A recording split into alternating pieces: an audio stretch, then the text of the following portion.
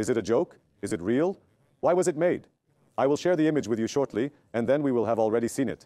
That a kingdom, America, lacking a rich history, yearns for an empire or a grand legacy to call its own. The absence of a significant past leaves them searching for a place to proudly hold up as their symbol of greatness. From the very beginning, with the attitude coming from the past, both Trump and Musk, a king, there is a place where they spread the admiration for emperor, empire, kingdom. Actually, if I'm not mistaken, it was in November when Musk retweeted a post with a statement, "America is the new Rome." The stated phrase belonged to him, the capital of Italy. With its symbols, the residential areas of Rome, the Roman Senate, and the American Senate, and indeed their emblems, are similar to each other. They had established a correlation between the Empire of Rome and the United States of America.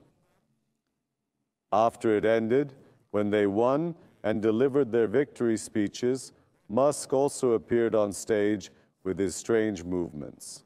There was a gesture described by many as a Nazi salute, where he raised his hand in the air, followed by comments, and even himself stating that it was actually not a Nazi salute, but rather a form of greeting used by Roman emperors to address each other, a topic that was discussed and has entered our lives one way or another.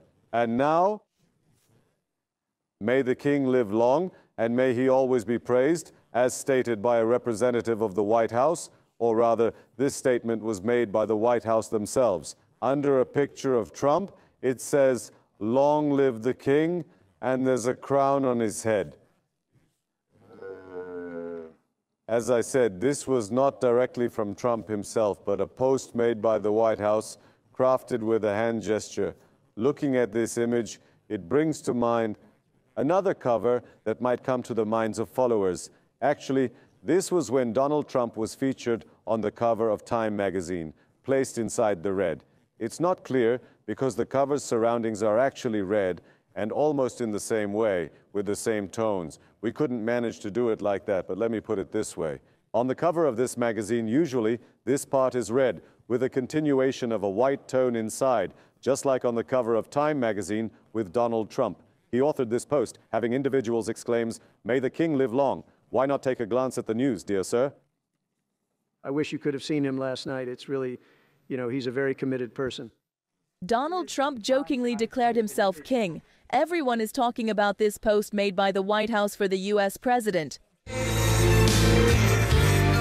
Trump initially made the announcement on Truth Social, a social media platform, revealing his decision to eliminate the toll system implemented in New York as a means to mitigate traffic congestion. Underneath it was written, "Manhattan and all of New York have been saved. Long live our king." There's even under consideration. Shortly after, this image was shared on the official social media accounts of the White House. In the image designed like a parody of Time magazine, Trump was depicted as a king adorned with jewels in front of the New York skyline. Below the image, the phrase, "Long live our king," was written. Deputy Director of the White House Special Fortress, Taylor Budowich, also joined the trend. He shared an AI-generated image of King Trump. Posts depicting the U.S. president as a monarch sparked significant backlash. New York Governor Katie Hochul spoke very harshly, recalling the War of Independence against the United Kingdom. She said, "We are governed by laws, not by a king." New York has not been under the rule of a king for 250 years, and we have no intention of changing that now.